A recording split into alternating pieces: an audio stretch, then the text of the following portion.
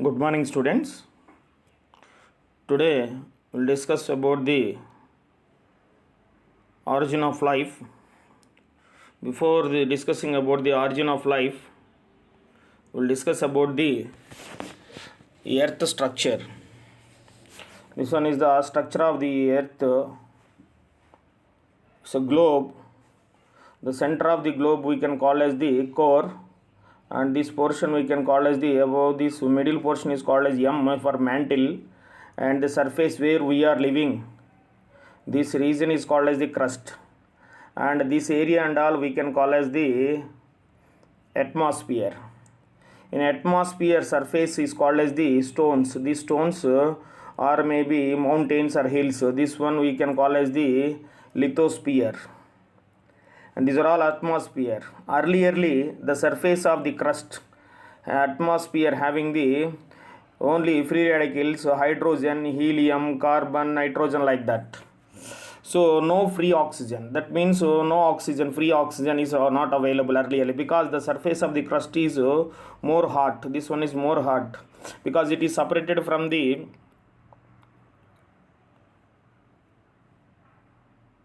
sun, because that sun having the that star is 10,000 degrees centigrade temperature. And if you see this atmosphere, first one is the lithosphere. If you are going some distance, so troposphere layer, above that stratosphere. Next one is ionosphere. So this one stratosphere and ionosphere. Stratosphere region only presently here only we having the this one and all having the ozone layers. So earlierly there is no ozone. So even oxygen only not there. Oxygen only not there. How we will discuss about the first after formation of the life is origin only after the formation of the ozone layer, because so no organism is exist on the surface of the earth crust, because ultraviolet rays penetrate into the, if ultraviolet rays directly entered into the living organisms, means skin diseases and the different type of disease they will get it, and that surviving of that animals is not possible on the earth crust. That's why early without ozone layer there is no life. First we will discuss about the how ozone layer is formed and all we have to discuss. Later only life will be origin. So first origin of the life, about the origin of life we'll discuss the about the origin of life. So now see here, origin of the life, it is also called as the protobiogenesis. Origin of life also called as the protobiogenesis. According to this, some different theories are proposed to explain about the origin of life. One is the special creation theory. Special creation theory proposed in 1541 1671 BC, and by Sudras. Scientist name is Sudras. Sudras, according to him, the universe is created. In someone is created in 6 days.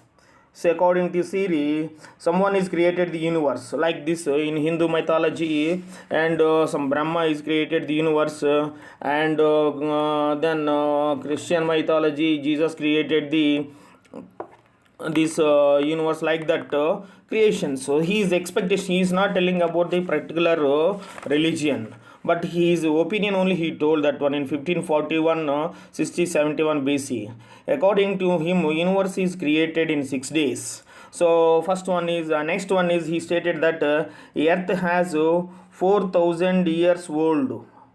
How many years old? 4,000 years old. That means now 2020, and before that BC 2000 years. So according to the, he took that data only. Next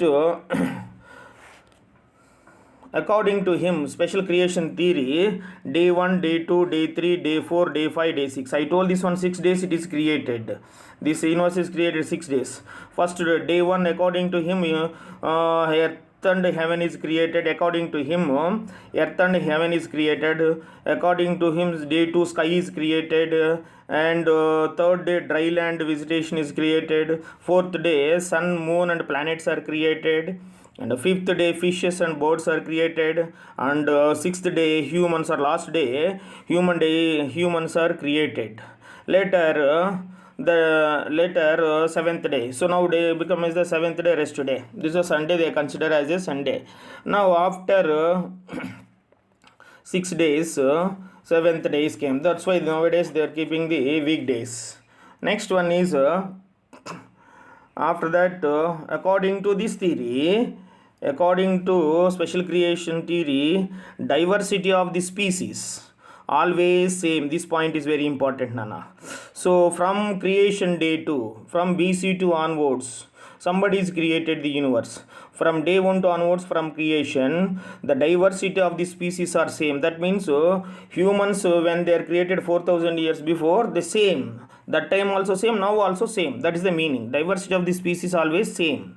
For example, birds, some other animals, whatever they are created in that 4000 years ago, that animals and all, however created in that time, that now that time and now and they are same. Since creation, diversity of the species always same. Since creation will be same in the future also. So that time whatever they created that time and this time and same, and future also it may be same. That means we our human population like that only in future also like that it is explaining. That is the special creation theory. Next one is the cosmozoic or panspermia theory. This is also given in NCERT textbook, cosmozoic or panspermia theory.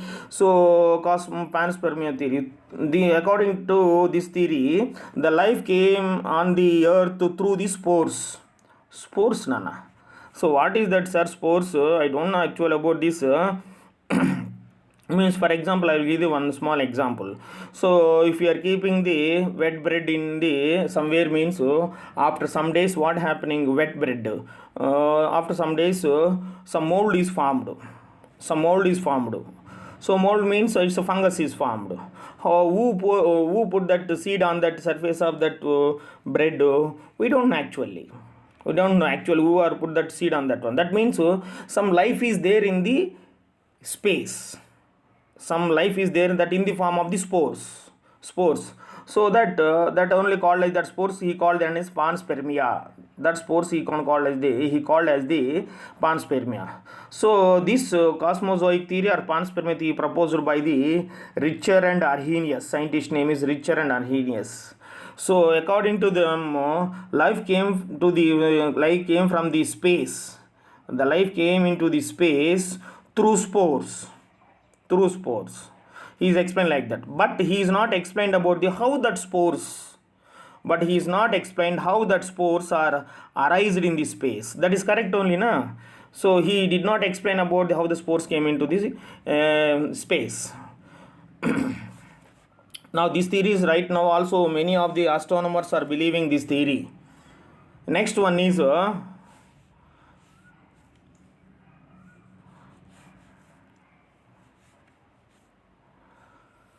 abiogenesis theory. Next one is third theory is abiogenesis theory. According to the abiogenesis theory or spontaneous generation theory, this theory is proposed by the Aristotle and Plato. In that time they said this one is the life is origin from the inorganic molecule is converted into organic molecule. In that organic molecule only life is origin. That means life is originated from the inorganic molecule according to them. So this one only actually perfect theory. That's why these Aristotle he guessed correctly whatever he stated.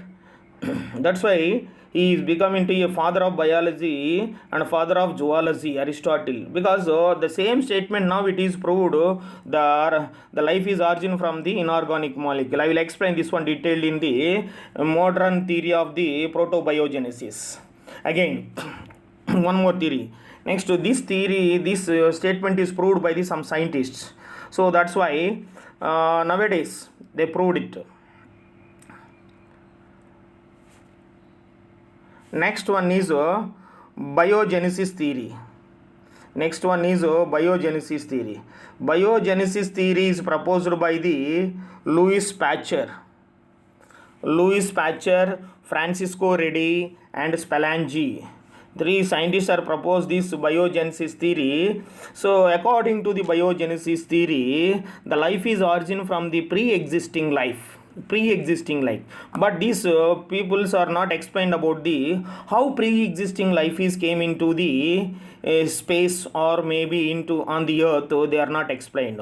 That's why this theory also not believing right now. So they are explained this theory by conducting one experiment that explain the swan flask or swan neck flask experiment through the one experiment that is the swan neck flask experiment. So they are not explained origin of first life, but explain the satisfactory explanation about the continuity of the life. How the life is continuity is okay, but how life is origin they are not explained. They are not satisfied with the origin of life, but the continuity of the life they are satisfied. So now we will see this one swan flask experiment. How they are conducted the swan neck flask experiment. According to swan neck flask experiment, then the swan neck, why the name came to the swan neck flask means swan bird we know about that neck is looking like this, bending like that, so that they call this experiment is the swan neck flask experiment. That flask is looking like swan bird neck, so that they call this one is the swan neck flask experiment. Now they collected the two flasks. One is the flask A and flask B. Flask A and flask B. In flask A, unsterilized broth. Broth means yeast. It's a unkilled. Unsterilized means it's a yeast material.